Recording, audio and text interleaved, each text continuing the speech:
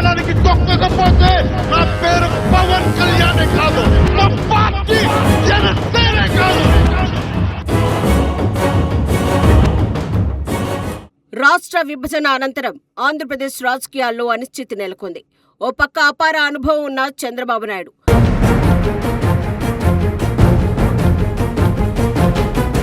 మరొక పక్కన కాంగ్రెస్ పార్టీ నుంచి వేరుపడి కొత్తగా వైఎస్ఆర్ కాంగ్రెస్ పార్టీతో జగన్.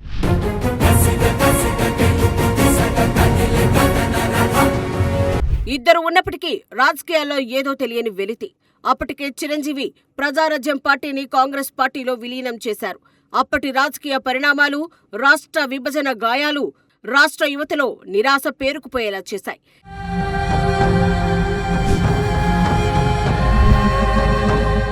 ఇలాంటి సమయంలో ఒక వార్త రాష్ట్రంలో సంచలనం సృష్టించింది. అదే సినిమా నటుడు పవర్ స్టార్ పవన్ కళ్యాణ్ కొత్తగా రాజకీయ పార్టీ పెడుతున్నాడు అనే వార్త సారాంశం.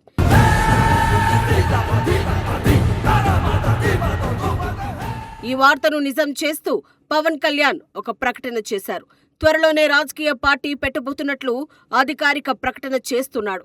మార్పు కోసం, ఒక కొత్త ఆశ కోసం యావత్ తెలుగు సమాజం ఎదురుచూసింది. ఆ ప్రతీక్షకు, ఆ నిశ్శబ్దానికి తెరదించుతూ చరిత్ర రాయబోతున్న ఆ శుభదినం రానే వచ్చింది.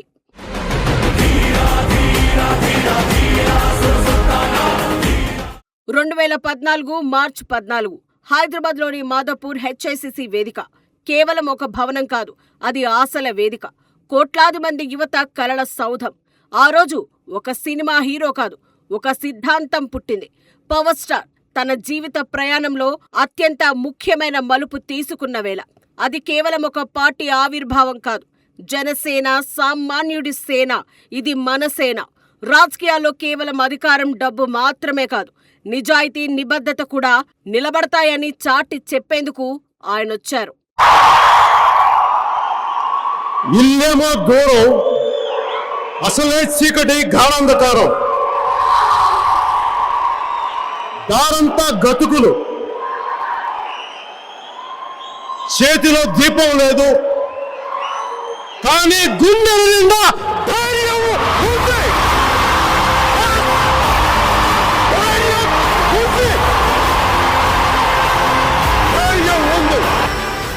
వేదికపైకి పవన్ కళ్యాణ్ అడుగు పెట్టినప్పుడు అప్పటి వరకున్న నిశ్శబ్దం ఒక్కసారిగా ప్రకంపనగా మారింది. ఆవేశం, ఆగ్రహం, లక్ష్యం, ఈ మూడు ఆయన ప్రసంగంలో ప్రస్ఫుటంగా కనిపించాయి. మొదటగా ఆయన రాష్ట్ర విభజనపై తన ఆవేదనను వ్యక్తం చేశారు. తెలుగు జాతి రెండుగా విడిపోయింది, కానీ నా తెలుగు ప్రజలు ఒకే విధంగా ఉన్నారు అంటూ భావోద్వేగపూరితంగా మాట్లాడారు. ఈ పార్టీ ప్రాంతీయ, కుల, మత విభేదాలకు అతీతంగా ఉంటుందని, ప్రతి సామాన్యుడి గొంతుకగా నిలబడుతుందని ఆయన ప్రకటించారు.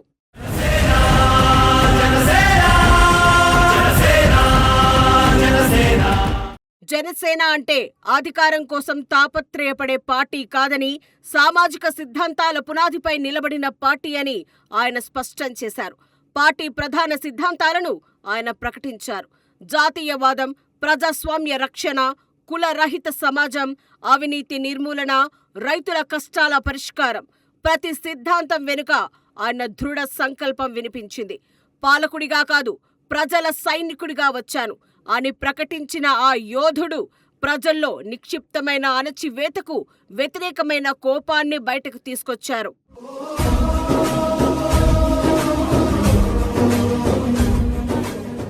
ఆ ప్రసంగంలో ఆయన ఏ ఒక్కరిని వదల్లేదు. అవినీతి రాజకీయ నాయకులను, వ్యవస్థలోని లోపాలను, పాలకుల కుట్రలను కత్తి దూసి ఎండగట్టారు.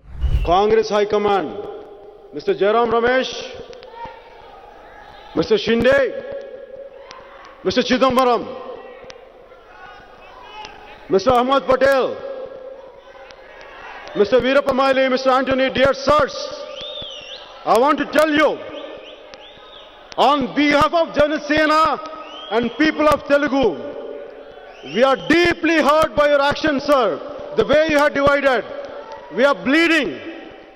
We trusted you, you backstabbed us, including Mrs. Sonia Gandhi. I am not going to spare anyone today. When I decide, I'll say, no matter who they are, what they are, I don't give a damn! ముఖ్యంగా యువత ఓట్లను కొనుగోలు చేయాలని చూస్తున్న నాయకులను హెచ్చరించారు. మా ఓట్లు అమ్ముకోవడానికి సిద్ధంగా లేవు అంటూ ఘాటుగా స్పందించారు.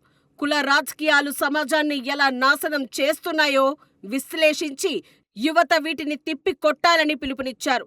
ఇది కేవలం ఎన్నికల ప్రసంగం కాదు, ఇది యువతకు ఇచ్చిన చైతన్య సందేశం.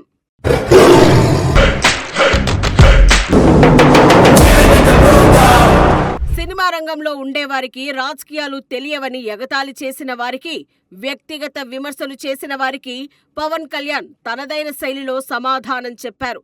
ఎవరైనా సరే జాతీయ సమగ్రతని చెడగొట్టినట్టు తెలిస్తే ఇప్పటిదాకా మీరు జిహాదీలను చూశారు, మతం కోసం చచ్చిపోయే వాళ్ళని చూశారు, ప్రాంతం కోసం చచ్చిపోయే వాళ్ళని చూశారు, కులం కోసం చచ్చిపోయే వాళ్ళని చూశారు. కానీ ఒక దేశం కోసం చచ్చిపోయే మొదటి పిచ్చివాడిని నేనే.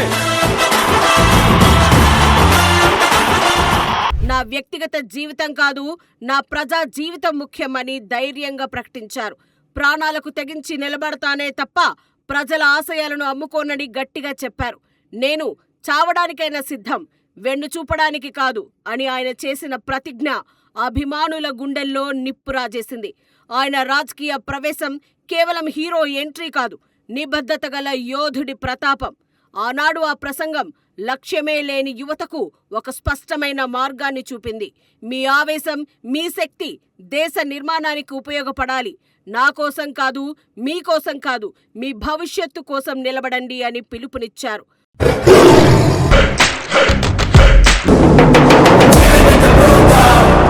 పార్టీలో చేరాలనుకునేవారు నిస్వార్థంగా ఉండాలని, సామాజిక సేవకే ప్రాధాన్యత ఇవ్వాలని షరతు పెట్టారు.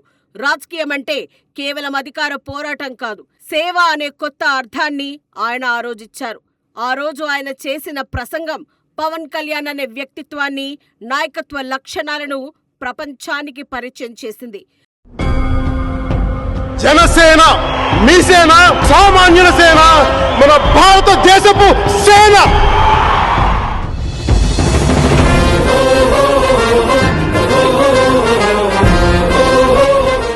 ఆ రోజు ఆయన నాటిన సిద్ధాంతపు మొక్క నేడు కోట్లాది మంది ఆశలకు వటవృక్షంగా మారింది. జనసేనాని పవన్ కళ్యాణ్ భవిష్యత్తు తరాలకు ఒక సైనికుడు, ఒక ఆశా జ్యోతి.